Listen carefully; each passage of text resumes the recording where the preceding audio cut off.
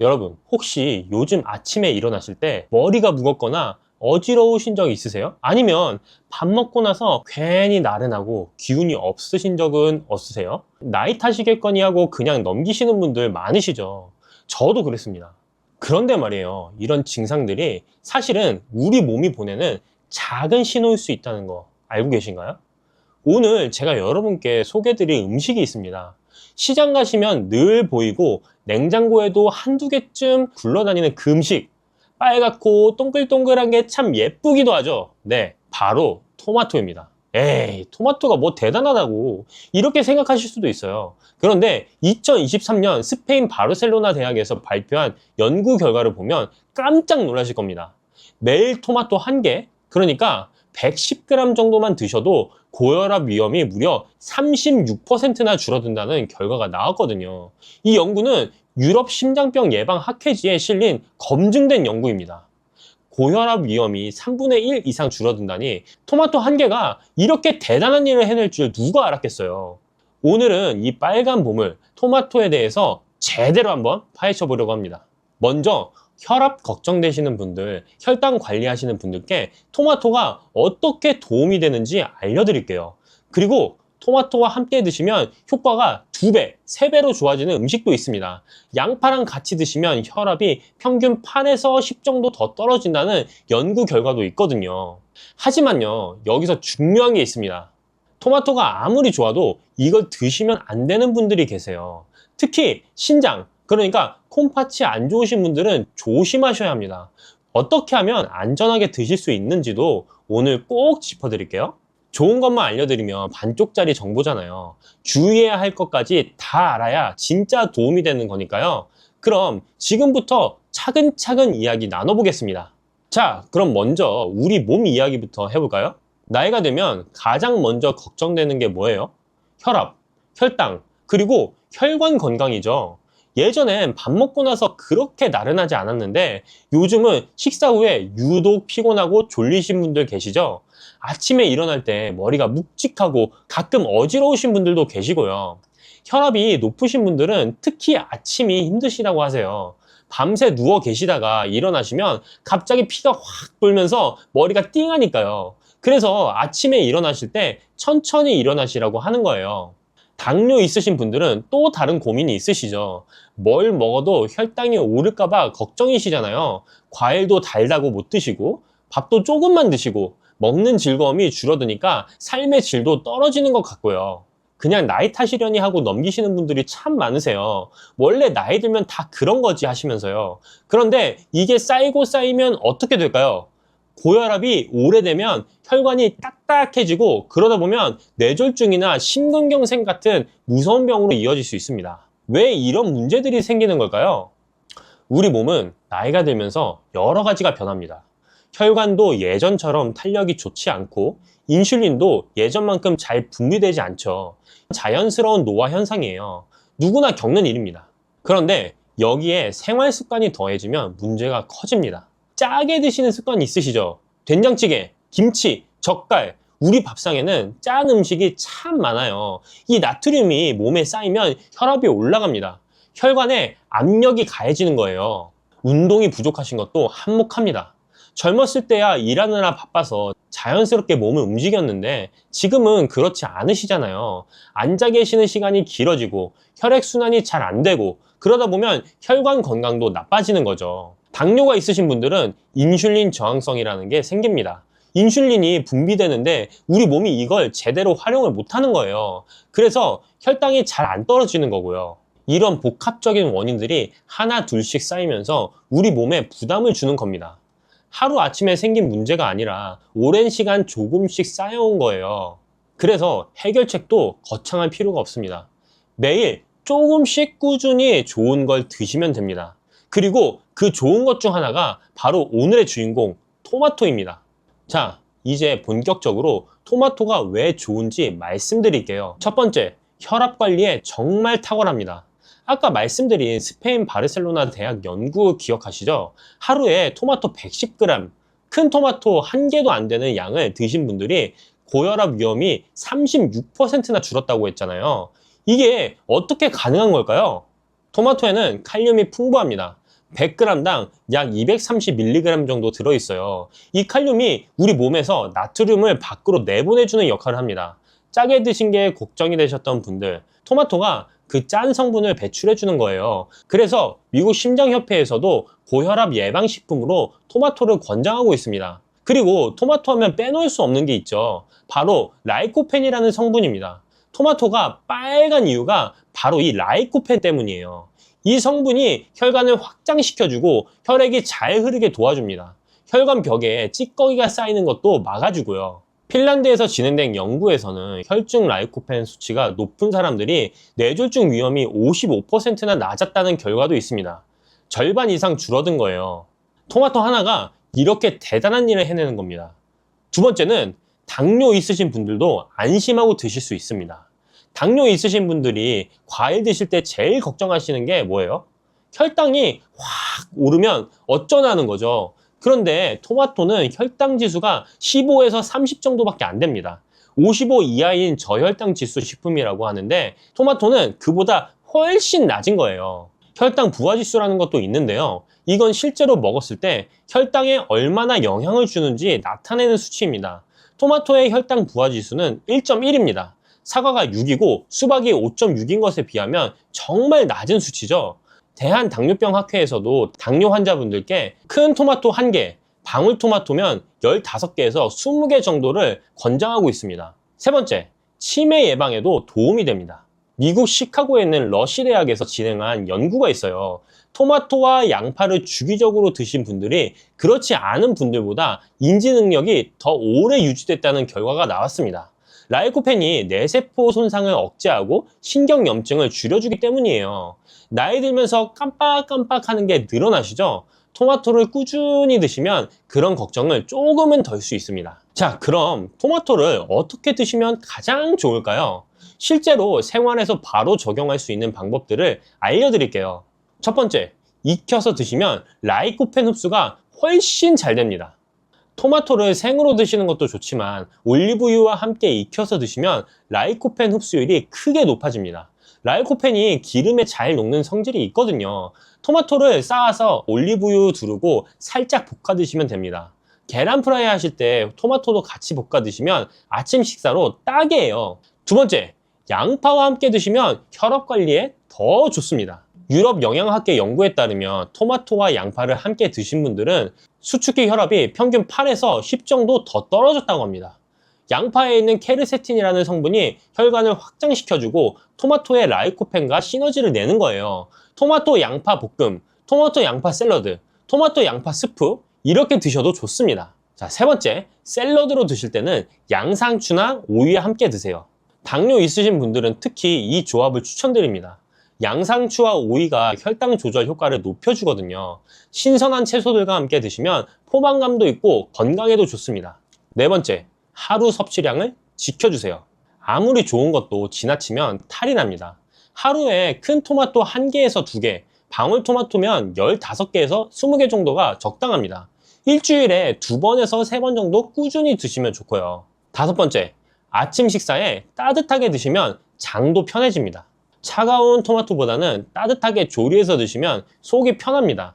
토마토 스프, 토마토 달걀볶음 같은 요리로 아침 식사를 시작해보세요. 장이 편해지면 하루가 가볍습니다. 자, 여기까지 토마토의 좋은 점을 말씀드렸는데요. 이제 중요한 주의사항을 말씀드려야겠습니다. 이 부분 꼭 기억해 두셔야 돼요. 첫 번째, 신장이 안 좋으신 분들은 조심하셔야 합니다. 토마토에는 칼륨이 많이 들어있다고 했잖아요. 건강한 분들에게는 나트륨을 배출해주는 고마운 성분이지만 신장 기능이 떨어지신 분들에게는 문제가 될 수 있습니다. 왜냐하면 신장이 칼륨을 밖으로 내보내는 역할을 하거든요. 신장이 안 좋으시면 이 기능이 떨어져서 칼륨이 몸에 쌓입니다. 이걸 고칼륨 혈증이라고 하는데 심하면 근육마비나 심장 부정맥까지 올 수 있어요. 만성 신부전이 있으시거나 투석 중이시거나 신장 기능이 많이 떨어지신 분들은 토마토를 드시기 전에 반드시 담당 의사 선생님과 함께 상의를 하셔야 합니다. 혈중 칼륨 수치가 5.5 이상이시면 토마토를 피하시는 게 좋습니다. 자, 꼭 드시고 싶으시다면 방법이 있긴 합니다. 토마토를 물에 2시간 이상 담가 두시면 칼륨이 약 90% 정도 빠져나갑니다. 30분마다 물을 갈아주시고 끓는 물에 살짝 데쳐서 껍질을 벗기시면 됩니다. 그리고 데친 물은 꼭 버리셔야 돼요. 그 물에 칼륨이 녹아 있으니까요. 두 번째, 설탕 뿌려서 드시면 안 됩니다. 예전에 토마토에 설탕 뿌려 드시던 분들 계셨죠? 그렇게 드시면 혈당이 확 올라갑니다. 당뇨 있으신 분들은 특히 조심하셔야 돼요. 시판되는 토마토 주스도 설탕이나 시럽이 들어간 제품이 많으니까 꼭 무가당 제품을 고르셔야 합니다. 세 번째, 말린 토마토, 건 토마토는 주의하세요. 말리면 수분이 빠지면서 당분이 농축됩니다. 그래서 생토마토보다 혈당을 많이 올릴 수 있어요. 당뇨 있으신 분들은 생토마토로 드시는 게 좋습니다.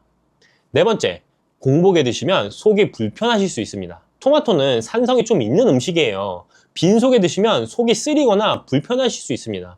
역류성 식도염이 있으신 분들도 토마토를 피하시는 게 좋고요. 식사 중간이나 식후에 드시면 괜찮습니다. 다섯 번째, 혈압약 드시는 분들은 참고하세요. 토마토가 혈압을 낮춰주는 효과가 있다 보니 혈압약과 함께 드시면 혈압이 너무 떨어질 수도 있습니다. 물론 토마토 한두 개로 그렇게까지 되진 않겠지만 혹시 어지러우시거나 기운이 없으시면 담당 의사 선생님께 말씀하시는 게 좋습니다. 토마토는 혈압 관리에 정말 좋은 음식입니다.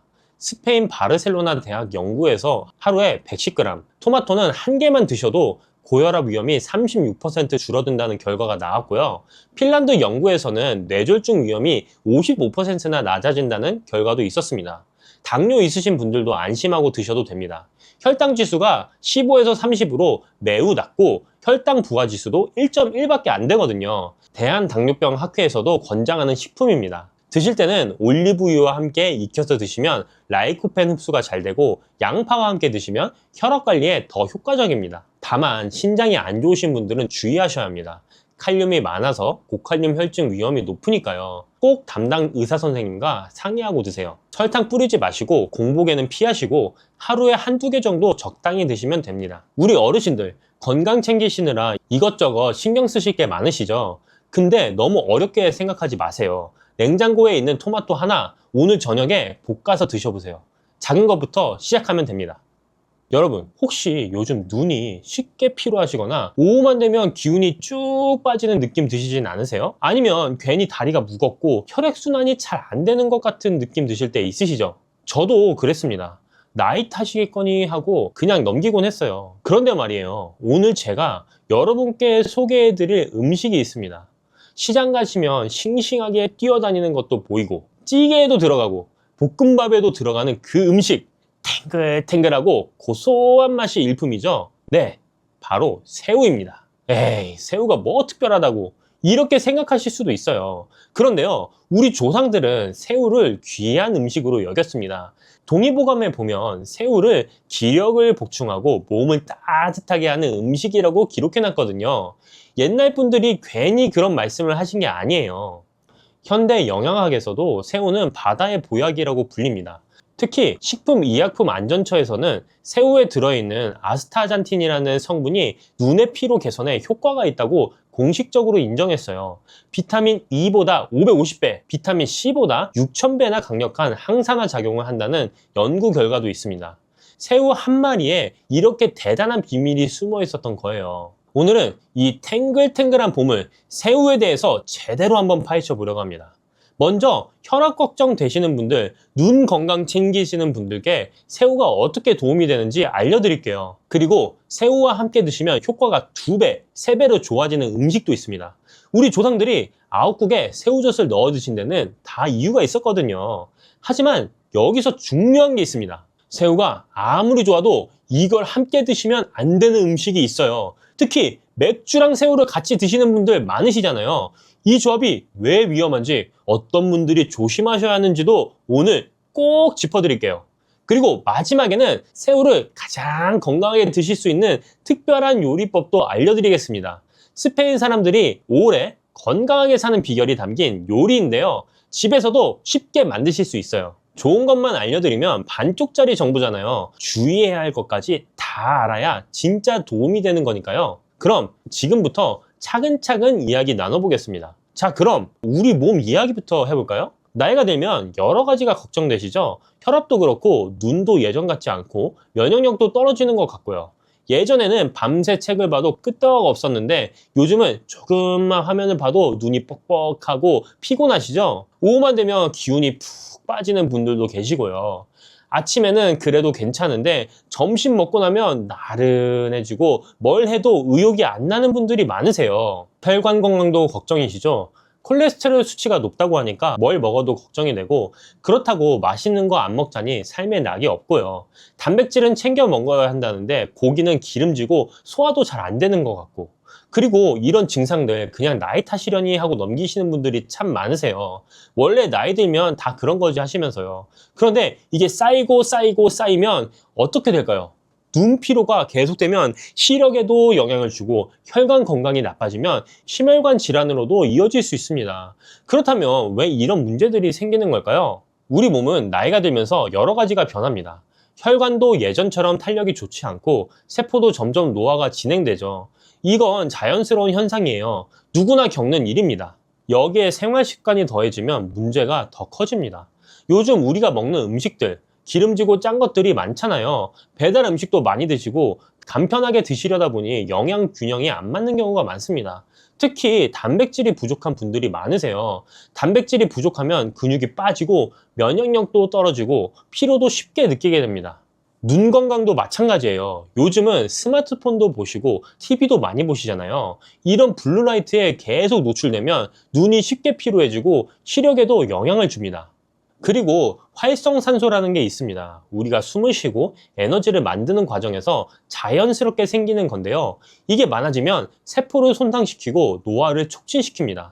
나이가 들수록 이 활성산소를 없애는 능력이 떨어지거든요.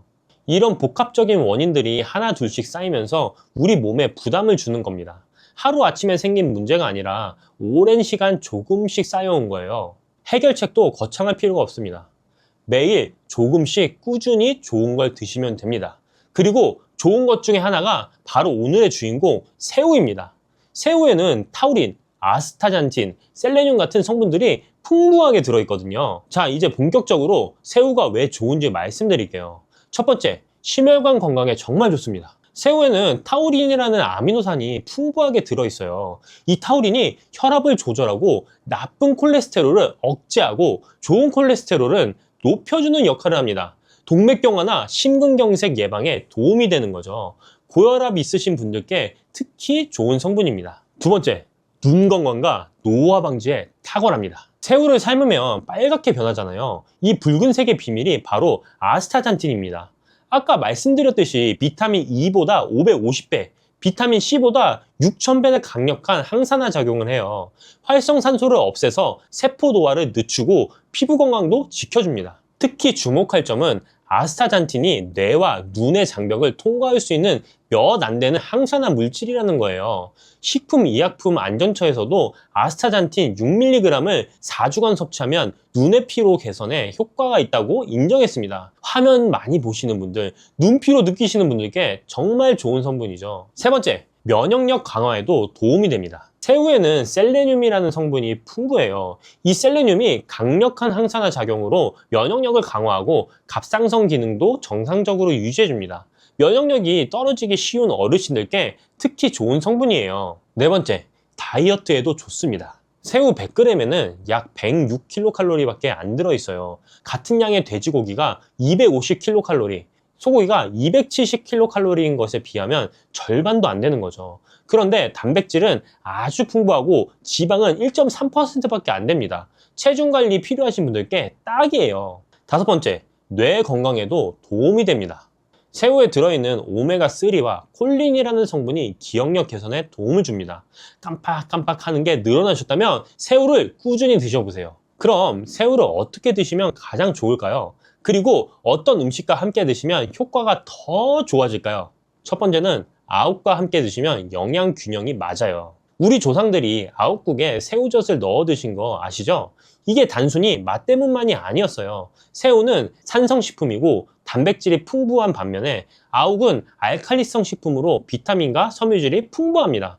두 음식이 만나면 영양의 균형이 맞춰지면서 소화도 잘 돼요. 아욱국이나 아욱죽에 새우를 넣어 드시면 몸에 부담 없이 영양을 섭취할 수 있습니다. 두 번째, 표고버섯과 함께 드시면 칼슘 흡수가 잘 돼요. 표고버섯에는 에르고스테린이라는 성분이 있는데 이게 비타민 B로 변환되면서 새우의 칼슘 흡수를 도와줍니다. 표고버섯 자체도 콜레스테롤을 낮추는 효과가 있어서 새우의 콜레스테롤이 걱정되시는 분들께 좋은 조합이에요. 새우볶음이나 새우찜에 표고버섯을 함께 넣어보세요. 세 번째, 마늘과 함께 드시면 혈관 건강에 시너지가 납니다. 마늘에 알리신 성분이 새우의 비타민 B1 흡수율을 높여줘요. 알리신 자체도 혈압을 낮추고 콜레스테롤을 분해하는 효과가 있어서 새우의 타우린과 함께 심혈관 건강에 시너지를 냅니다. 마늘을 조리하실 때는 다진 후에 10분 정도 놓아두시면 알리신이 더 많이 생성돼요. 이 부분을 꼭 기억해 두세요. 네 번째, 올리브오일과 함께 드시면 영양 흡수가 극대화됩니다. 새우의 아스타잔틴은 지용성 성분이에요. 기름과 함께 드셔야 흡수가 잘 됩니다. 올리브 오일은 불포화 지방산이 풍부해서 콜레스테롤을 낮춰주고 폴리페놀이라는 항산화 성분도 들어있어요. 새우를 올리브 오일에 조리하면 아스타잔틴 흡수가 극대화되고 올리브 오일의 건강 효과까지 더해집니다. 다섯 번째, 완두콩과 함께 드시면 콜레스테롤 걱정을 덜 할 수 있어요. 완두콩의 식이섬유와 식물성 단백질이 콜레스테롤 흡수를 억제해줍니다. 새우볶음밥에 완두콩을 넣거나 새우 샐러드에 완두콩을 곁들이면 맛도 좋고 건강에도 좋습니다. 자, 여기까지 새우의 좋은 점을 말씀드렸는데요. 이제 중요한 주의사항을 말씀드려야겠습니다. 이 부분을 꼭 기억해 두셔야 돼요. 첫 번째, 갑각류 알레르기는 정말 조심하셔야 합니다. 이게 가장 중요한 부분이에요. 갑각류 알레르기는 아나필락시스의 가장 큰 원인입니다. 아나필락시스는 급격한 알레르기 반응으로 심하면 생명을 위협할 수 있어요. 특히 주의할 점은 성인이 되어서 갑자기 알레르기가 생기는 경우가 많다는 겁니다. 어렸을 때 새우를 잘 드셨더라도 나이가 들어 처음으로 알레르기 반응이 나타날 수도 있어요. 두드러기, 가려움, 얼굴이나 목 붓기, 호흡곤란 같은 증상이 30분 내에 나타나면 즉시 119에 전화하셔야 합니다. 두 번째, 맥주와 새우는 절대 함께 드시면 안 됩니다. 많은 분들이 맥주 안주로 새우를 즐기시는데 통풍 위험이 있는 분들에게는 최악의 조합이에요. 특히 새우 머리에는 퓨린이라는 물질이 많이 들어있습니다. 이 퓨린이 체내에서 요산으로 변하는데 요산이 많아지면 관절에 쌓여서 극심한 통증을 일으키는 통풍이 생깁니다. 맥주의 알코올은 요산 배출을 방해하고 맥주 자체에도 퓨린이 들어있어요. 새우의 퓨린과 맥주의 퓨린, 그리고 요산 배출 방해까지 3중으로 통풍 위험을 높이는 거예요. 실제로 중국 칭다오 지역에서 통풍 환자가 가장 많은데 이 지역은 해산물과 맥주를 함께 즐기는 문화가 있다고 합니다. 세 번째, 콜레스테롤 걱정은 조리법에 달려 있어요. 새우에 콜레스테롤이 많아서 안 좋다는 말 들어보셨죠? 근데 미국 심장협회에서는 새우에 불포화 지방산이 많아서 콜레스테롤 걱정 없이 먹을 수 있다고 발표했어요. 한 연구에서는 하루 300g의 새우를 섭취했을 때 오히려 좋은 콜레스테롤이 12% 증가하고 중성지방이 13% 감소했다는 결과도 있습니다. 다만 조리법이 중요합니다. 새우 자체는 괜찮아도 튀김옷을 입혀서 기름에 튀기면 상황이 달라져요. 찌거나 삶아서 드시는 게 가장 건강한 방법입니다. 자, 네 번째, 신장 질환이 있으신 분들은 주치의와 상의하세요. 신장 기능이 저하되신 분들은 단백질과 인의 섭취를 제한해야 하는 경우가 많습니다. 새우는 단백질과 인 함량이 높으니까 반드시 담당 의사 선생님과 상의 후 섭취량을 결정하세요. 다섯 번째, 통풍 있으신 분들은 새우 머리를 꼭 제거하세요. 새우 머리에는 퓨린이 100g당 약 700mg이나 들어있어요. 해산물 중 가장 높은 수준입니다. 통풍 환자분은 새우 머리와 내장을 반드시 제거하고 소량만 드시고 맥주와는 절대 함께 드시지 마세요. 자, 이제 새우를 가장 건강하게 드실 수 있는 특별한 요리를 알려드릴게요. 아까 새우와 마늘, 새우와 올리브 오일의 조합이 얼마나 좋은지 말씀드렸잖아요. 이 세 가지를 한 번에 즐길 수 있는 요리가 있습니다. 바로 스페인의 전통 요리, 감바스 알 아히요예요. 감바스는 스페인어로 새우를, 아히요는 마늘을 뜻합니다. 올리브 오일에 마늘과 새우를 넣어서 낮은 온도에서 천천히 익히는 요리인데요. 이게 왜 건강에 좋은지 말씀드릴게요. 지중해 식단이라고 들어보셨죠? 유네스코 세계 무형문화유산에도 등재되어 있고 미국에서 수년간 최고의 건강식단 1위를 차지한 식단이에요. 2018년 미국 의학협회지에 실린 연구에서는 26,000명을 12년간 추적한 결과 지중해식 식단을 따른 사람들이 심장병 위험이 최대 28% 감소했다고 합니다. 감바스는 바로 이 지중해식 식단의 핵심 요소들이 모두 담긴 요리예요. 새우의 아스타잔틴은 지용성이라 올리브오일과 함께 조리하면 흡수율이 극대화됩니다. 마늘의 알리신은 새우의 비타민 B1 흡수를 도와주고 혈관 건강에도 시너지를 내요. 그리고 낮은 온도에서 천천히 익히니까 마늘의 알리신과 올리브오일의 좋은 성분들이 최대한 보존됩니다. 고온에서 튀기는 것보다 훨씬 건강한 조리법인 거죠. 집에서 만드시는 방법 간단히 알려드릴게요. 새우 15마리에서 20마리 정도 준비하시고 마늘 10쪽 정도를 편으로 써세요.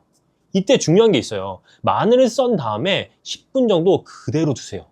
이 시간 동안 알리신이 생성됩니다. 바로 가열하면 알리신이 안 만들어지니까 이 과정을 꼭 지켜주세요.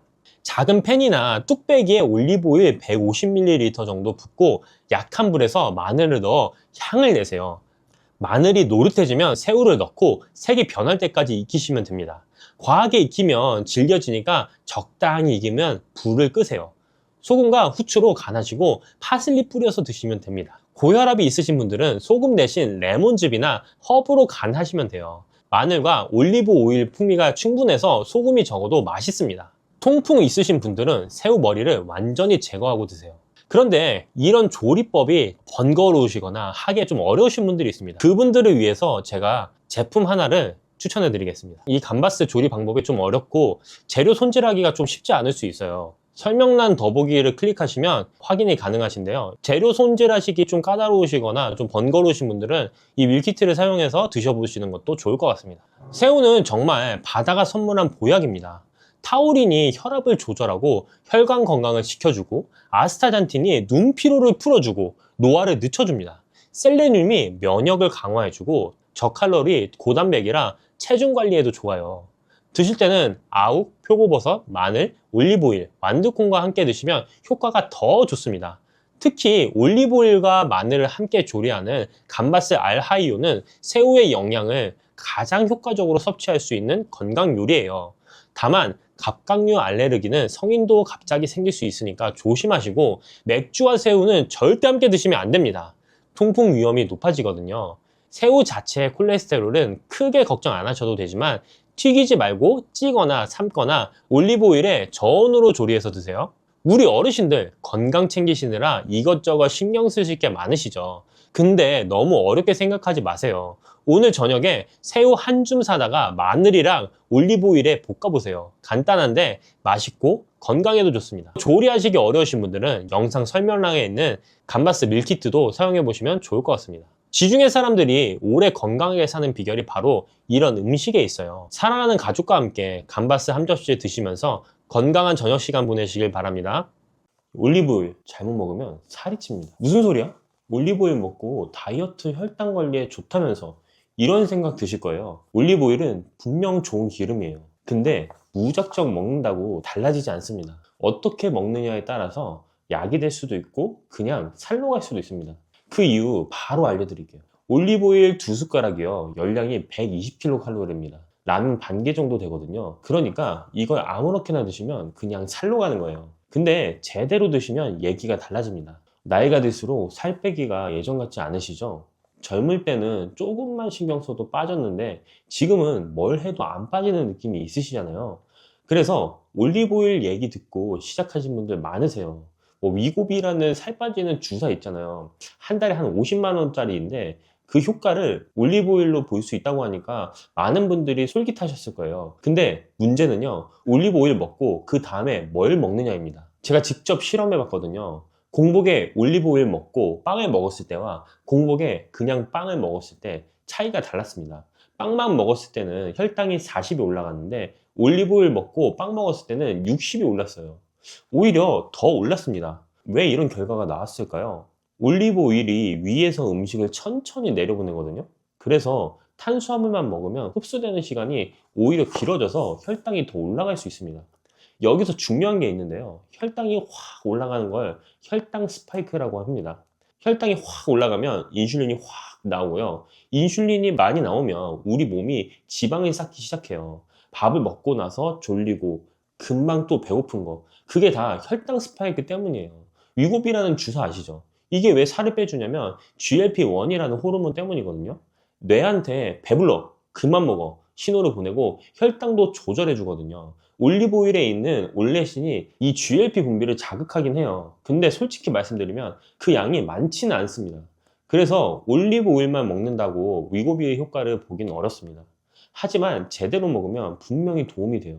제대로 드시면 어떤 변화가 있을까요? 첫 번째로는 밥을 먹고 나서 안 졸립니다. 식후에 꾸벅꾸벅 졸리셨던 분들 많으시잖아요. 혈당 스파이크가 줄어드니까 그게 없어집니다. 두 번째는 간식이 안 당깁니다. 밥 먹고 2시간 지나면 뭐 좀 먹고 싶었는데 그게 줄어들어요. 배가 오래 가거든요. 그렇게 되면 우리 몸이 알아서 공복 시간을 버틸 수 있게 됩니다. 예전에는 배고파서 못 참았는데 이제 저녁까지 거뜬하게 버티실 수 있어요. 이게 왜 중요하냐면요. 공복 시간이 14시간 정도 돼야 지방을 태우기 시작하거든요. 혈당 스파이크가 계속되면 금방 배고파져서 공복을 못 견뎌요. 올리브오일을 제대로 드시면 이 공복 시간을 늘릴 수 있습니다. 한 달만 꾸준히 드셔보세요. 변화가 느껴지실 겁니다. 그냥 하는 말이 아니에요. 2022년에 발표된 연구가 있는데요. 2형 당뇨병이 있는 고도비만 분들에게 12주 동안 올리브오일을 드시게 했거든요. 근데 재밌는 게 올리브오일만 드신 분들은 변화가 없었어요. 그런데 올리브오일이랑 건강한 식단을 같이 하신 분들은 공복 인슐린도 떨어지고 체중도 줄었습니다. 하버드대에서도 12만 명은 무려 24년간 추적한 연구가 있는데요. 올리브오일 드신 분들이 체중이 덜 늘었습니다. 버터나 다른 기름 드신 분들은 오히려 늘었고요. 기름 중에서는 올리브오일이 확실히 최고예요. 그러니까 핵심은 올리브오일만 먹는다고 해서 되는 게 아니라 건강한 식단이랑 같이 가야 한다는 겁니다. 그럼 어떻게 드셔야 할까요? 먼저 식사 15분에서 30분 전에 드세요. 공복 상태에서 올리브오일을 먼저 드시는 거예요. 양은 한 숟가락에서 2숟가락이면 충분합니다. 15cc에서 30cc 정도 되거든요. 그리고 여기서 진짜 중요한 게 있어요. 앞에서 말씀드린 탄수화물을 바로 드시면 안 된다는 거 기억하시죠? 그럼 어떻게 먹어야 하는데? 라고 하실 수 있어요. 브라질 식단이라고 들어보셨나요? 가공 안 된 자연식품으로 균형 잡힌 식사를 하는 건데요. 어렵게 생각하실 필요 없습니다. 단백질이랑 채소를 먼저 드시면 됩니다. 고기, 생선, 계란, 두부 이런 거 먼저 드시고요. 그 다음에 채소 드시고요. 밥은 맨 마지막에 드시는 거예요. 이 순서가 정말 중요합니다. 혹시 올리브 오일이 목 넘기기 힘드시면 레몬즙을 좀 섞어보세요. 레몬이 GLP-1 분비를 좀 더 도와준다고 하거든요. 그러면 아무 올리브 오일을 먹어도 될까요? 제가 헷갈리지 않게 딱 정리해 드릴게요. 먼저 엑스트라 버진을 고르셔야 됩니다. 엑스트라 버진은 올리브 열매를 그냥 짜서 만든 거예요. 화학 처리 안 한 거거든요. 근데 주의하셔야 할 게 있어요. 일부 제품은 정제유에 엑스트라 버진을 살짝 섞어 놓고 엑스트라 버진이라고 써놓은 것도 있거든요. 그러니까 성분표를 꼭 확인하세요. 엑스트라 버진 올리브유 100%인지요. 이 병을 보세요. 투명한 플라스틱 병은 피하시는 게 좋습니다. 올리브 오일이 빛이랑 열에 약하거든요. 이것처럼 어두운색 유리병에 담긴 걸 고르세요. 그래야 산패가 덜 되고요. 산도도 확인해 보시면 좋습니다. 엑스트라 버진은 산도가 0.8% 이하인데요. 낮을수록 신선하고 좋은 겁니다. 0.3% 이하면 아주 좋은 거고요. 가격은 500ml 기준으로 15,000원에서 30,000원 정도면 괜찮은 거 드실 수 있습니다. 너무 싼 건 품질이 걱정되고 너무 비싼 건 아까워서 안 드시게 되거든요. 적당한 가격에 꾸준히 드시는 게 중요합니다. 저는 이 제품을 사용하는데요. 한 27,000원 정도 굉장히 품질도 괜찮습니다.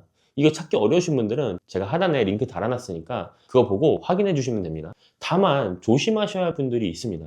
췌장이나 담낭에 문제가 있으신 분들은 지방 소화가 어려우실 수 있어요. 이런 분들은 소량부터 시작하시고요. 불편하시면 삶은 계란으로 대체하셔도 좋습니다. 공복에 드시고 속이 울렁거리시는 분들도 계세요. 밥 숟가락으로 반 스푼 정도로 아주 소량부터 시작해 보세요. 그래도 안 맞으면 억지로 드실 필요는 없습니다. 정리하자면 올리브 오일은 기름 중에서는 최고입니다. 그런데 무작정 먹으면 효과가 없습니다. 오히려 살찔 수 있고요. 식사 15분에서 30분 전에 한 2숟가락 드시면 됩니다. 단백질이랑 채소 먼저 드시고 맨 마지막에 드세요. 이 순서만 지키시면 됩니다. 한 달만 꾸준히 해보시면 밥 먹고 안 졸리고 간식도 안 당기고 저녁까지 거뜬하게 버티실 수 있을 겁니다. 오늘 장 보실 때 올리브 오일 하나 담아보세요. 서양에는 이런 속담이 있습니다. 하루에 사과 한 개면 의사 얼굴이 파래진다. 영어로는 An apple a day keep the doctor away 라고 하죠. 그냥 옛날 사람들이 지어낸 말일까요? 아닙니다. 우리 어머니들이 옛날부터 입버릇처럼 하시던 말씀이 있잖아요. 아침에 사과 하나만 먹어라. 저도 어렸을 때는 그냥 잔소리인 줄 알았어요. 그런데 이게 정말 과학적으로 증명된 이야기라는 걸 나이 들어서야 알게 됐습니다. 미국 플로리다 주립대학교 연구팀의 결과에 따르면 매일 사과를 꾸준히 섭취한 여성은 그렇지 않은 여성보다 심장마비나 뇌졸중 위험이 무려 37%나 낮았다고 합니다. 그러니까 의사가 정말로 싫어할 만한 과일인 거죠. 오늘은 이 평범해 보이는 사과가 어떻게 우리 몸을 지켜주는지 그 비밀을 하나하나 풀어드리려고 합니다. 사과 좋다는 건 다들 아시잖아요. 그런데 어떻게 먹어야 제대로 효과를 보는지, 또 어떤 음식이랑 같이 먹으면 보약이 되고 어떤 음식이랑 먹으면 오히려 탈이 나는지 이건 잘 모르시는 분들이 많습니다. 오늘 저와 함께 알아볼 내용은요, 사과가 우리 몸에 주는 놀라운 효능들, 특히 시니어분들께 꼭 필요한 효능부터 시작해서 사과랑 같이 먹으면 효과가 배가 되는 황금 조합도 알려드릴 겁니다. 그리고 여기서 중요한 건데요, 요즘 장이 좀 불편하진 않으세요? 아침마다 화장실에서 시간 보내는 분들 많으시죠? 나이가 들면 소화도 예전 같지 않고 뭘 먹어도 속이 더부룩하고 개운하지가 않습니다. 무심코 같이 드셨다가 오히려 속을 망칠 수도 있는 조합도 있어요. 이 부분 꼭 알고 계셔야 합니다. 위장이 약하신 분들, 또 당뇨가 있으신 분들은 사과를 어떻게 드셔야 하는지 안전하고 맛있게 즐기는 방법까지 순서대로 짚어드릴게요. 나이가 들면 참 여러 가지가 불편해집니다. 예전엔 뭘 먹어도 거뜬했는데 요즘은 조금만 과식해도 속이 더부룩하고 변비도 잦아지고요. 아침마다 화장실에서 한참을 앉아있다 나오시는 분들도 계시죠. 장이 불편하면 하루 종일 개운하진 않습니다. 배에 가스가 차고 뭔가 막힌 것 같은 느낌, 외출하기도 꺼려지고 괜히 움직이기도 싫어지죠. 그냥 나이 탓이겠거니 하고 넘기기 쉬운데요, 이게 계속되면 문제가 커집니다. 변비가 만성이 되면 장 건강만 나빠지는 게 아니에요. 온몸에 독소가 쌓이고 피부도 푸석해지고 면역력도 떨어집니다. 심하면 대장 질환으로 이어질 수도 있고요. 혈압이나 혈관 건강도 마찬가지입니다. 나트륨을 많이 섭취하는 우리나라 식단 특성상 혈압 관리가 쉽지 않으시잖아요. 짜게 먹는 습관이 쌓이고 쌓여서 결국 고혈압, 심장 질환으로 발전하는 경우가 많습니다. 그렇다면 왜 이런 문제들이 생기는 걸까요? 우리 몸은 나이가 들면서 자연스럽게 기능이 떨어집니다. 장 운동도 느려지고 소화 효소 분비도 줄어들어요. 젊을 때처럼 뭘 먹어도 쭉쭉 내려가던 그 시절이 아닌 거죠. 여기에 운동 부족까지 더해지면 문제가 커집니다. 움직임이 적으니까 장도 게을러지고 변이 장에 오래 머물면서 수분이 빠져나가서 더 딱딱해집니다. 악순환이 되는 거예요. 혈압 문제도 비슷합니다. 우리가 먹는 음식에는 나트륨이 정말 많이 들어있어요. 국, 찌개, 김치, 젓갈, 마시는 건 다 짜죠. 이 나트륨이 체내에 쌓이면 혈압이 올라가고 혈관에 부담을 주게 됩니다. 문제는 나이가 들수록 이 나트륨을 배출하는 능력도 떨어진다는 거예요. 이렇게 노화와 생활습관, 식습관이 복합적으로 작용하면서 우리 몸 여기저기에 문제가 생기는 겁니다. 그런데요, 이런 문제들을 한 번에 도와줄 수 있는 과일이 있습니다. 바로 사과예요. 사과에는 펙틴이라는 식이섬유와 칼륨, 그리고 폴리페놀 같은 항산화 물질이 풍부하거든요. 사과가 왜 몸에 좋은지 하나씩 자세히 말씀드릴게요. 첫 번째는 장 건강입니다. 사과에는 펙틴이라는 수용성 식이섬유가 풍부해요. 이 펙틴은 장을 약산성으로 유지해주면서 나쁜 균의 증식을 막아줍니다. 장내 유익균은 늘리고 유해균은 억제하는 거죠. 변비로 고생하시는 분들께 사과가 좋은 이유가 바로 여기 있습니다. 장 운동을 규칙적으로 만들어주고 변을 부드럽게 해서 배변을 수월하게 도와줘요. 그런데 여기서 중요한 게 있어요. 이 펙틴은 사과 껍질 바로 아래 가장 많이 들어있습니다. 그래서 사과는 깨끗이 씻어서 껍질째 드시는 게 좋아요. 두 번째, 혈압 관리입니다. 사과에 들어있는 칼륨 성분이 체내 나트륨 배출을 도와줍니다. 우리가 짜게 먹은 음식들, 그 염분을 몸 밖으로 빼주는 거예요. 한국식품영양과학회의 연구에 따르면 사과에 함유된 칼륨은 다른 과일에 비해 상당히 높은 수준이라고 합니다. 혈압이 걱정되시는 분들께 사과가 좋은 이유죠. 세 번째, 심혈관 건강입니다. 앞서 말씀드린 플로리다 주립대학교 연구팀의 결과 기억나시죠? 매일 말린 사과 약 75g, 사과 3개 정도 분량을 꾸준히 드신 여성들이 심장마비나 뇌졸중 위험을 37%나 낮춰뒀다는 그 연구요. 사과 속 폴리페놀과 펙틴이 나쁜 콜레스테롤을 낮추고 혈관을 깨끗하게 유지해주기 때문입니다. 네 번째는 당뇨 예방입니다. 사과가 달아서 당뇨에 안 좋을 것 같다고 생각하잖아요. 그렇지 않습니다.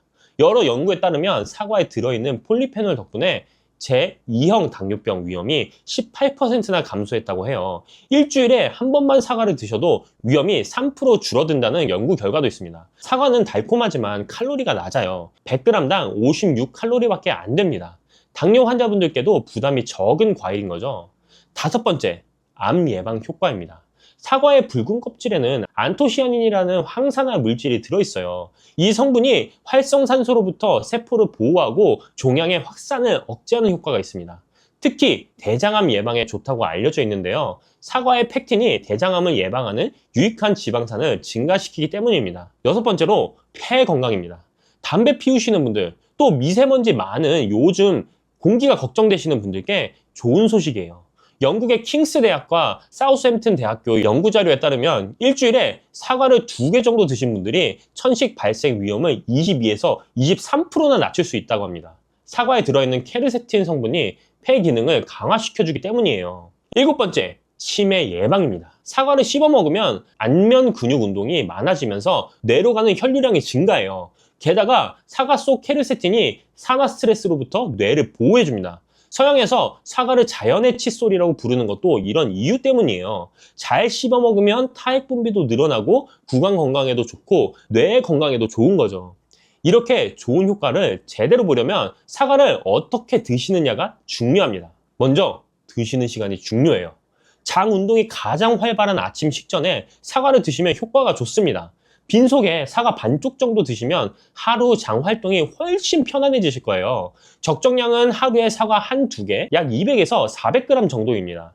많이 드신다고 무조건 좋은 게 아니에요. 적당히가 중요합니다. 그리고 껍질째 드시는 게 좋다고 말씀드렸죠? 농약이 걱정되시면 흐르는 물에 깨끗이 씻어주시고요. 베이킹소다를 푼 물에 담갔다가 헹궈주시면 더 안심이 됩니다. 자, 이제 사과랑 같이 먹으면 효과가 배가 되는 황금 조합을 알려드릴게요.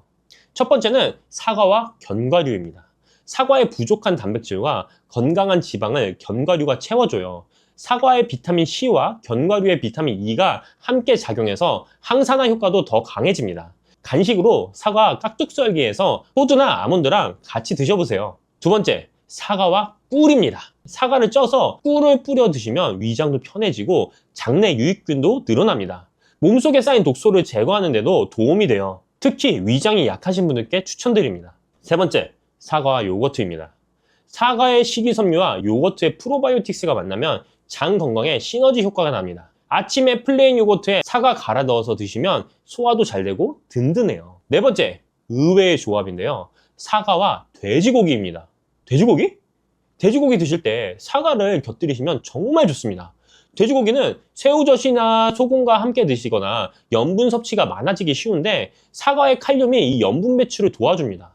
돼지고기의 찬 성질을 사과의 따뜻한 성질이 보완해주기도 하고요. 다섯 번째, 사과와 당근입니다. 사과 당근 주스 많이 드시죠? 사과의 달콤 새콤한 맛이 당근 특유의 향을 잡아주고 비타민 A, C, 칼륨, 식이섬유를 한 번에 섭취할 수 있어서 디톡스 효과가 탁월합니다. 여섯 번째, 사과와 녹차입니다. 녹차에 카테킨이 지방 연소를 덮고 사과의 비타민C가 녹차의 항산화 효과를 강화해줘요. 다이어트 하시는 분들께 좋은 조합입니다. 위장이 약하신 분들을 위한 조리법도 알려드릴게요. 사과를 삶거나 쪄서 드시면 소화 부담이 훨씬 줄어듭니다. 찐 사과는 옛날부터 있어 왔던 건강식이에요. 열을 가하면 펙틴이 부드러워지면서 소화가 더 잘 됩니다. 사과 스프도 좋아요. 사과와 양파를 볶아서 갈고 우유와 치즈를 넣어 끓이면 부드럽고 고소한 스프가 됩니다. 속이 편안하면서도 영양가가 높아요. 치아가 불편하신 분들은 사과를 갈아서 주스로 드시거나 사과 콩포트처럼 설탕과 레몬즙을 넣고 졸여서 부드럽게 드시는 방법도 있습니다. 방법을 아는 것도 중요하지만 조심해야 될 부분도 함께 알아두셔야 됩니다. 사과가 아무리 좋아도 피해야 할 조합들이 있어요. 이 부분이 정말 중요합니다. 첫 번째, 사과와 우유입니다. 사과의 산 성분이 우유 속 단백질과 반응하면 위장에서 고형화되면서 소화가 잘 안 될 수 있어요. 속이 예민하신 분들은 특히 주의하셔야 합니다. 다만 요거트나 일부 치즈는 발효 과정을 거쳤기 때문에 괜찮아요. 앞서 요거트와의 조합을 추천드린 이유도 이겁니다. 두 번째, 사과와 튀김류입니다. 기름기 많은 튀김과 사과를 같이 드시면 소화가 급격히 떨어지고 복부 팽만감이 올 수 있어요. 튀김 드실 때는 사과를 피해주세요. 세 번째, 사과와 해산물입니다. 산성인 사과와 해산물을 함께 드시면 소화가 잘 안 되는 경우가 있어요. 해산물 드신 직후에는 사과를 피하시는 게 좋습니다. 네 번째, 사과와 카페인입니다. 커피나 카페인 음료와 함께 사과를 드시면 위산 역류가 심해질 수 있어요. 속쓰림이 있으신 분들은 특히 조심하셔야 합니다. 다섯 번째, 밤에 먹는 사과입니다. 아침에 먹는 사과는 금, 밤에 먹는 사과는 독이라는 말 들어보셨죠? 저녁에 사과를 드시면 식이섬유가 장을 자극해서 유액 분비를 촉진하고 속쓰림이나 복통을 유발할 수 있어요. 사과는 되도록 아침이나 낮에 드시는 게 좋습니다. 그리고 약 드시는 분들 주목해 주세요. 캐나다 온타리오 대학교 연구팀에 따르면 사과 주스와 일부 알레르기 약, 항생제, 혈압약을 함께 먹으면 약효가 떨어질 수 있다고 합니다. 약 드실 때는 사과 주스 대신 물로 드시고요. 약 복용 전후 한두 시간은 사과 섭취를 피해 주세요. 당뇨가 있으신 분들은 혈당 수치를 확인하시면서 적정량만 드시고요. 신장 질환이 있으신 분들은 칼륨 섭취량을 조절해 가야 하니까 전문의와 상담 후 드시는 게 좋습니다. 마지막으로 사과씨는 절대 드시면 안 됩니다.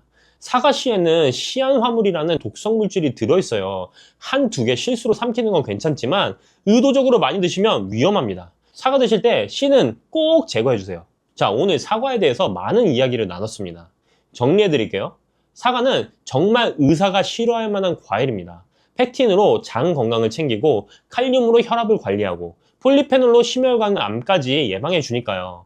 특히 우리 어르신분들께 필요한 효능이 가득 들어있어요. 드실 때는 아침 식전에 껍질째 깨끗이 씻어 드시고요. 하루에 한두 개 정도가 적당합니다. 견과류, 꿀, 요거트랑 같이 드시면 효과가 배가 되고요. 돼지고기 드실 때 곁들이시면 염분 배출에 도움이 됩니다. 다만 우유, 튀김, 해산물, 카페인과는 같이 드시지 마시고요. 밤에는 피해주세요. 약 드실 때도 주의하시고요. 위장이 약하신 분들은 찐 사과나 사과 스프로 드시면 소화 부담 없이 영양을 챙기실 수 있습니다. 과유불급이라고 했습니다. 아무리 좋은 것도 지나치면 해가 돼요. 적정량을 지키면서 꾸준히 드시는 게 가장 좋은 방법입니다. 우리 어머니들이 괜히 사과 먹어라 하신 게 아니었어요. 지혜가 과학으로 증명된 거죠. 오늘부터 아침에 사과 하나 습관으로 만들어 보시는 건 어떨까요? 한라봉의 상큼한 신맛 느껴보셨죠? 이 신맛의 정체가 바로 구연산입니다. 구연산은 우리 몸에서 에너지를 만들어내는 과정에 참여하는데요. 이 과정에서 젖산이라는 피로물질이 쌓이는 걸 막아줍니다. 속이 더부룩하고 답답한 느낌, 이런 증상들 그냥 나이 탓이겠거니 하고 넘기기 쉽습니다.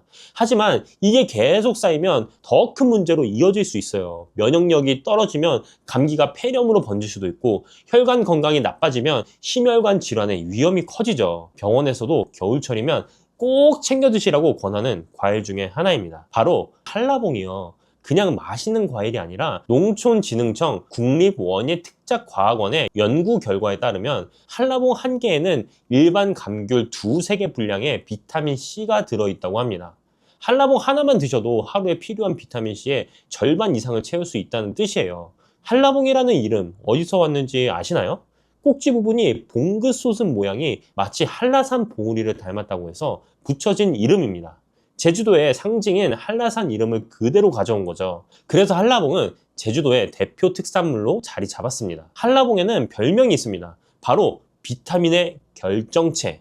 이 별명이 괜히 붙은 게 아니에요. 오늘 이 한라봉에 대해서 제대로 한번 파헤쳐 보려고 합니다. 한라봉이 우리 몸에 어떻게 좋은지, 특히 어르신들 건강에 왜 도움이 되는지 하나하나 말씀드릴 거고요. 한라봉과 함께 드시면 그야말로 보약이 되는 음식들도 알려드릴 겁니다. 브로콜리랑 같이 드시면 왜 좋은지, 고기 드실 때 한라봉을 곁들이면 어떤 효과가 있는지, 이런 것들이요. 그런데요, 좋은 것만 있는 건 아닙니다. 한라봉도 잘못 드시면 오히려 몸에 부담이 될 수 있어요. 특히 당뇨가 있으신 분들, 신장이 안 좋으신 분들은 주의하셔야 할 부분이 있습니다. 이 부분도 꼭 짚어드릴게요. 그리고 마지막에는 좋은 한라봉 고르는 법, 맛있게 드시는 방법까지 알려드리겠습니다. 끝까지 함께 해주세요. 나이가 들면 가장 먼저 느끼는 변화가 뭘까요? 아침에 일어났을 때 괜히 몸이 무겁고 예전 같지 않다는 느낌? 조금만 움직여도 피로가 쉽게 쌓이고 회복도 더딘 것 같고요. 특히 겨울철에는 감기도 자주 걸리고 한 번 걸리면 낫는데도 오래 걸리죠. 눈도 예전 같지 않습니다. 스마트폰 글씨가 잘 안 보여서 팔을 쭉 뻗어 보게 되고 TV 자막도 흐릿하게 느껴지고요. 눈이 뻑뻑하고 건조한 느낌도 자주 드시죠? 혈관 건강도 걱정입니다. 콜레스테롤 수치가 높다는 얘기를 들으셨거나 혈압약을 드시는 분들도 계실 거예요. 혈관에 기름기가 쌓이면 동맥경화나 뇌졸중 같은 무서운 병으로 이어질 수 있다는 거 다들 아시잖아요. 피부도 마찬가지입니다. 탄력이 떨어지고 잔주름이 늘어나고 기미나 잡티도 점점 짙어지죠. 거울을 볼 때마다 한숨이 나오신다는 분들도 계실 겁니다. 장 건강은 어떠세요? 변비 때문에 고생하시는 분들 정말 많습니다. 아침마다 화장실에 끙끙대다 보면 하루 종일 기분이 찝찝하죠. 속이 더부룩하고 답답한 느낌, 이것도 삶의 질을 많이 떨어뜨립니다. 이런 증상들 그냥 나이 탓이겠거니 하고 넘기기 쉽습니다. 하지만 이게 계속 쌓이면 더 큰 문제로 이어질 수 있어요. 면역력이 떨어지면 감기가 폐렴으로 번질 수도 있고 혈관 건강이 나빠지면 심혈관 질환의 위험이 커지죠. 그렇다면 왜 이런 증상들이 생기는 걸까요? 우리 몸은 나이가 들면서 여러 가지 변화를 겪습니다. 먼저 면역력부터 살펴볼게요. 대한면역학회 설명에 따르면 나이가 들수록 면역세포의 기능이 저하된다고 합니다. 젊었을 때는 바이러스가 들어와도 면역세포가 빠르게 대응해서 물리쳤는데 나이가 들면 이 반응 속도가 느려지는 거예요. 그래서 감기에도 더 잘 걸리고 한 번 걸리면 낫는데도 오래 걸리는 겁니다. 피로가 쉽게 쌓이는 것도 이유가 있습니다. 우리 몸에는 에너지를 만들어내는 과정이 있는데 이 과정에서 젖산이라는 피로물질이 생깁니다. 젊었을 때는 이 젖산이 빨리 분해되는데 나이가 들면 분해 속도가 느려져요. 그래서 조금만 움직여도 피로가 쌓이고 회복도 더딘 겁니다. 눈 건강이 나빠지는 것도 마찬가지입니다. 대한안과학회에서 발표한 자료를 보면 40대 이후부터 눈의 수정체 탄력이 떨어지기 시작한다고 해요. 그래서 가까운 곳이 잘 안 보이는 노안이 오는 거죠. 여기에 비타민 A가 부족하면 안구건조증이나 야맹증까지 생길 수 있습니다. 혈관 건강은 더 심각합니다. 질병관리청 통계에 따르면 60대 이상 어르신 중에 절반 가까이가 고혈압이나 고지혈증을 갖고 계신다고 합니다. 나이가 들면 혈관벽에 콜레스테롤이 쌓이기 쉬워지고 혈관이 딱딱해지면서 동맥경화로 이어질 수 있어요. 피부 노화의 주범은 활성산소입니다. 활성산소가 피부세포를 공격하면 콜라겐이 파괴되고 탄력이 떨어지면서 주름이 생기는 거예요. 여기에 자외선 노출까지 더해지면 기미나 잡티도 짙어지죠. 장 건강이 나빠지는 건 장 운동이 느려지기 때문입니다. 나이가 들면 장의 연동 운동이 약해지고 여기에 수분 섭취가 부족하거나 식이섬유를 충분히 못 드시면 변비가 생기는 거예요. 이렇게 보니까 참 복잡하죠? 노화에다가 생활습관까지 여러 원인이 복합적으로 작용하면서 문제가 생기는 겁니다. 그런데요, 이런 여러 문제들에 도움을 줄 수 있는 과일이 있습니다. 바로 오늘의 주인공 한라봉이에요. 한라봉에는 비타민C, 구연산, 헤스페리딘, 카로티노이드 같은 성분들이 풍부하게 들어있거든요. 지금부터 이 성분들이 우리 몸에 어떻게 좋은지 하나씩 살펴보겠습니다. 첫 번째, 면역 강화와 감기 예방입니다. 한라봉에는 비타민C가 100g당 53mg이 들어있습니다. 이게 어느 정도냐면요, 일반 감귤이 36mg이니까 한라봉이 약 1.5배 많은 거예요. 농촌진흥청 자료에 따르면 한라봉 한 개면 하루 비타민C 권장량의 절반 이상을 충족할 수 있다고 합니다. 비타민C는 면역세포의 활동을 도와줍니다. 백혈구가 바이러스와 싸울 때 비타민C가 필요하거든요. 그래서 비타민C가 충분하면 감기에 덜 걸리고 걸려도 빨리 낫는 거예요. 특히 면역력이 떨어지기 쉬운 겨울철에 어르신들께 한라봉은 정말 좋은 과일입니다. 두 번째는 피로회복 효과입니다. 한라봉의 상큼한 신맛 느껴보셨죠? 이 신맛의 정체가 바로 구연산입니다. 구연산은 우리 몸에서 에너지를 만들어내는 과정에 참여하는데요. 이 과정에서 젖산이라는 피로물질이 쌓이는 걸 막아줍니다. 쉽게 말해서 피로가 덜 쌓이게 해주는 거예요. 구연산에는 또 다른 좋은 점이 있습니다. 칼슘의 체내 흡수율을 높여준다는 거예요. 골다공증이 걱정되시는 분들, 한라봉 드시면 뼈 건강에도 도움이 됩니다. 세 번째, 눈 건강입니다. 한라봉에는 비타민 A도 들어있습니다. 비타민 A는 눈의 피로를 풀어주고 안구건조증을 예방하는 데 도움을 줘요. 대한안과학회에서도 비타민 A가 부족하면 야맹증이나 안구건조증이 생길 수 있다고 경고하고 있습니다. 스마트폰이나 TV를 많이 보시는 분들, 노안이 걱정되시는 분들께 한라봉이 도움이 됩니다. 네 번째, 혈관 건강입니다. 이 부분은 특히 중요해요. 한라봉을 드실 때 속껍질 있잖아요. 하얀 실 같은 부분이요. 이걸 벗겨내고 드시는 분들이 많으시죠? 그런데 이 속껍질에 아주 귀한 성분이 들어있습니다. 바로 헤스페리딘이라는 성분인데요. 비타민 P라고도 불립니다. 한국식품영양과학회에서 연구에 따르면 헤스페리딘은 혈중 나쁜 콜레스테롤 수치를 낮춰주고 혈관에 지방이 쌓이는 걸 막아준다고 합니다. 모세혈관을 튼튼하게 해주고 혈액순환도 개선해줘요. 동맥경화, 뇌졸중, 고지혈증 예방에 도움이 되는 거죠. 그러니까 한라봉 드실 때 속껍질 벗기지 마시고 그대로 드세요. 그게 더 몸에 좋습니다. 다섯 번째, 항노화 효과입니다. 한라봉의 선명한 주황색 예쁘죠? 이 색깔의 비밀이 카로티노이드라는 색소 성분입니다. 카로티노이드는 강력한 항산화 작용을 해요. 우리 몸에서 세포를 공격하는 활성산소, 이걸 제거해 주는 겁니다. 활성산소가 줄어들면 세포 손상이 줄어들고 노화도 늦춰줍니다. 한라봉에는 비타민 E도 들어있어서 피부 노화를 막는 데도 도움이 돼요. 피부 탄력이 떨어지고 주름이 늘어나는 게 걱정이시라면 한라봉을 꾸준히 드셔보세요. 여섯 번째, 피부 미용 효과입니다. 아까 말씀드린 비타민 C가 여기서도 활약해요. 비타민 C는 콜라겐 생성을 촉진하고 콜라겐은 피부 탄력을 유지하는 데 꼭 필요한 단백질이거든요. 비타민 C가 충분하면 피부가 탱탱해지는 겁니다. 비타민 C는 또 멜라닌 색소가 만들어지는 걸 억제해요. 기미나 잡티가 옅어지고 피부톤이 밝아지는 효과가 있습니다. 재밌는 활용법 하나 알려드릴게요. 한라봉 껍질을 깨끗이 씻어서 바싹 말린 다음에 뜨거운 물에 우려서 진피차처럼 드실 수 있어요. 이 물로 세안을 하시면 건성 피부 개선에 도움이 된다고 합니다. 신기하죠? 일곱 번째, 장 건강과 변비 해소입니다. 한라봉에는 식이섬유와 팩틴 성분이 풍부합니다. 식이섬유는 장내 유익균이 잘 자라도록 도와주고 장 운동을 활발하게 해줘요. 변비로 고생하시는 분들께 정말 좋습니다. 장이 편해지면 삶의 질이 확 달라져요. 아침마다 배가 가볍고 화장실 스트레스가 줄어드니까 외출도 한결 가벼워지죠. 과식하고 속이 더부룩할 때 한라봉을 드시면 소화에도 도움이 됩니다. 여섯 번째, 다이어트에도 좋습니다. 한라봉은 당도가 높지만 칼로리는 낮아요. 100g당 약 48kcal밖에 안 됩니다. 사과가 57, 배가 51이니까 한라봉이 더 낫죠. 한라봉 한 개가 250g 정도 되는데 그래봐야 80에서 90kcal예요. 간식으로 부담 없이 드실 수 있습니다. 게다가 식이섬유가 포만감을 주고 헤스페리딘이 체지방 분해에도 도움을 준다고 해요. 달콤하면서도 가볍게 드실 수 있는 과일입니다. 아홉 번째는 항암 효과까지 있습니다. 한라봉 껍질에는 리모넨이라는 성분이 들어있어요. 리모넨은 진정작용과 함께 항암작용도 한다고 알려져 있습니다. 한라봉 껍질을 버리지 마시고 깨끗이 씻어서 말린 후 차로 우려 드시면 리모넨 성분까지 섭취할 수 있습니다. 좋은 점이 정말 많죠. 근데 이 효과를 제대로 보려면 어떻게 드시느냐도 중요합니다. 그래서 이 한라봉 어떻게 드시면 좋을까요?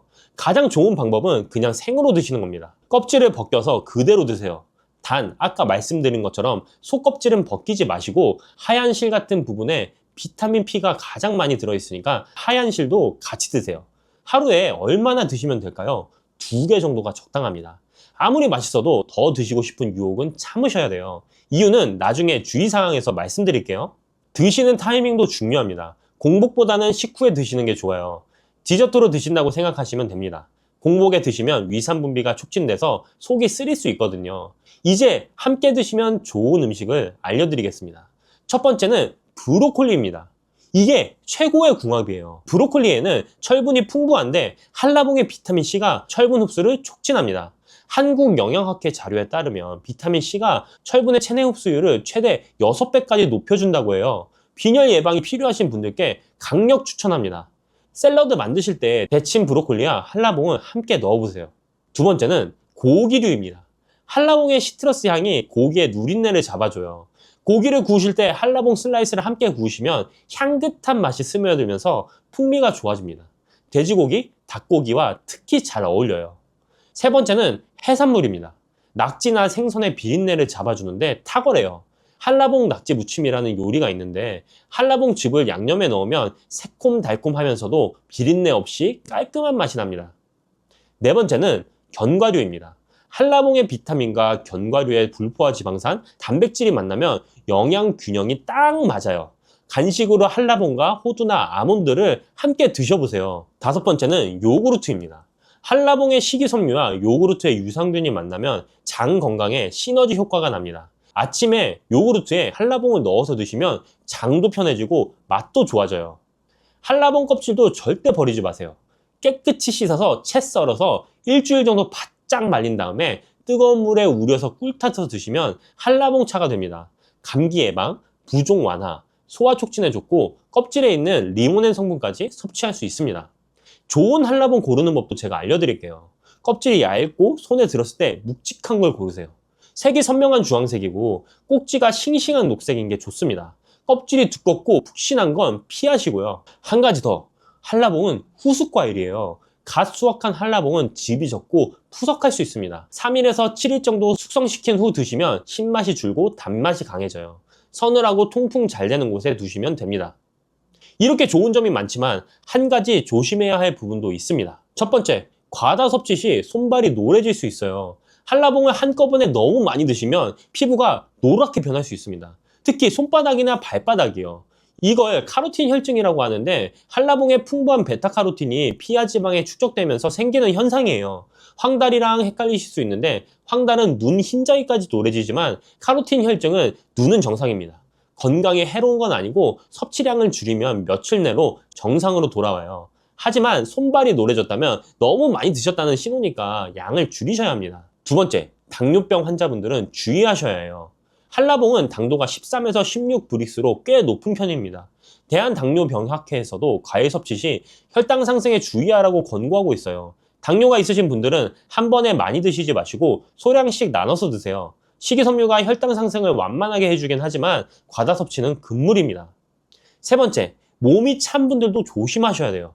감귤류는 대체로 찬 성질을 가지고 있습니다. 평소 손발이 차거나 소화가 잘 안 되시는 분들은 한 번에 많이 드시지 마시고 실온에 두었다가 드시면 좀 낫습니다.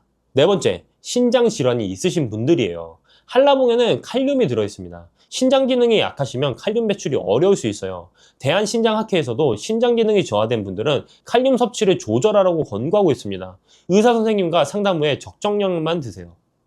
다섯 번째, 위장이 약하신 분들입니다.